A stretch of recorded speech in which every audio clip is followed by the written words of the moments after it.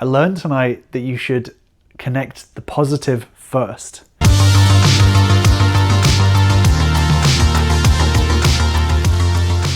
learned that the hard way.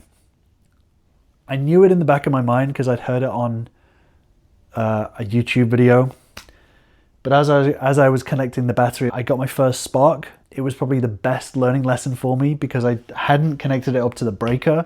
I just wanted to do a dry test of the battery straight into the inverter. I connected the positive last and got a spark, and my entire body went white with fear. So that is definitely going to stick in my mind to make sure that I connect it first, disconnect it last. This is my solar inverter. So yeah, it's 3600 watts. It's a 24 volt system. The maximum solar that it can take is minimum 60 volts, maximum 450. So it can take a wide range of solar. My solar system is 1160. I've got 1000 watts basically of solar that's going to go in. It does 3600 watts inverter. I'm going to have a shore power input go into it as well. The battery that I have is a 24 volt 100 amp battery, but I'm going to get a second one. So that will give me 5,000 kilowatt hours of power. I have a 24 volt to 12 volt step down converter so that I can run my 12 volt crap. So I've got, at the moment it's going to be 4 sets of lights. The whole place is going to be split into quadrants. 4 lights, 1 for each quadrant. Then I've got 1 fridge, 1 pump.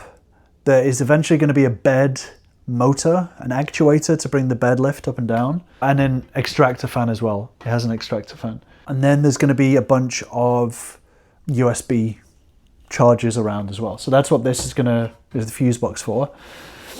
This is simply a breaker for the battery. A lot of people talk about having a fuse and then an on-off switch, which doesn't make any sense to me. I'm thinking to myself that you can just do that with a breaker switch, which does 2 in 1. So that is my breaker switch for the battery. I'm going to have one for the solar as well. And this is basically it. It's super simple. I didn't want to go with all of those extra components. A lot of people say that it's cheaper to go that way. It had just gone up. It had 0 reviews. I don't even know the brand name. There's no brand name on it.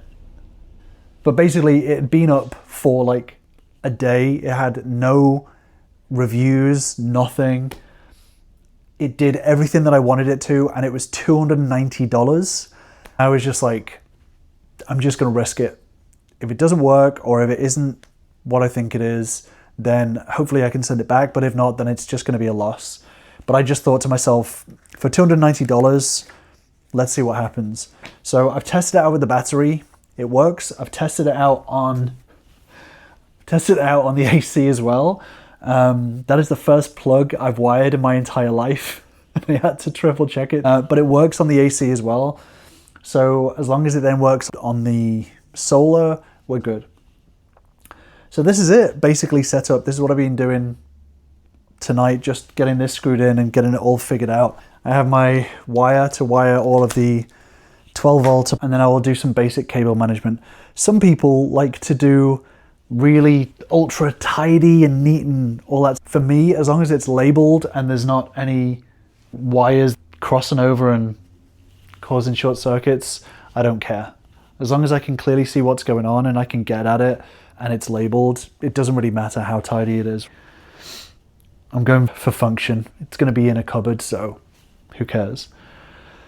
I'm not really an electricity guy, but when I costed it up, a good Bluetti or a good Anchor costs like $1,000, 1,200 or something. These two together cost me less than $600. So that's 2,500 kilowatt hours, an all-in-one 3,600 inverter. It's basically half the price that you'd pay for a Jackery Bluetti or whatever it is. So I figured it was worth the risk in getting unbranded Chinese stuff. but also the fact that I can expand it as well, so I can keep on adding batteries, which I will do. I'm definitely going to get at least one more battery, maybe even 2 more on top of this as well, because they're so cheap. If this goes after a year, it would suck, but I could replace it with a better one, a branded one that won't go out. But so far so good. I figured half the price, it's difficult to argue, and at least I've got access to be able to make changes if anything does break. So that's my electrical setup so far, part 1. So obviously this isn't connected up yet, but this is basically part 1. I'm trying to figure out the space on how to figure it out when it goes eventually in the electrical cupboard. I'm going to have some ventilation as well to make sure that it can take in the air. I believe it takes in the air at the top and blows it out the bottom.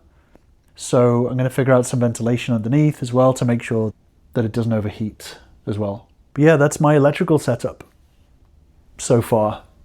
This is the thing that I was most nervous about, to be honest. It's not as scary as it was about 5 days ago. I'm understanding it a little bit more, and it's gone from theory into reality. I still have a healthy amount of respect and a little bit of fear for electricity, but I definitely feel like I have some form of control over it now, which is good. So this is part 1. Next is going to be an AC breaker box here that's going to power 4 outlets and my mini split AC unit that I'm getting as well. Part 1 over and done with. It's been a slow but productive night, and I'm glad that I did it here rather than trying to figure it out in the truck. That's it for now. See you next time.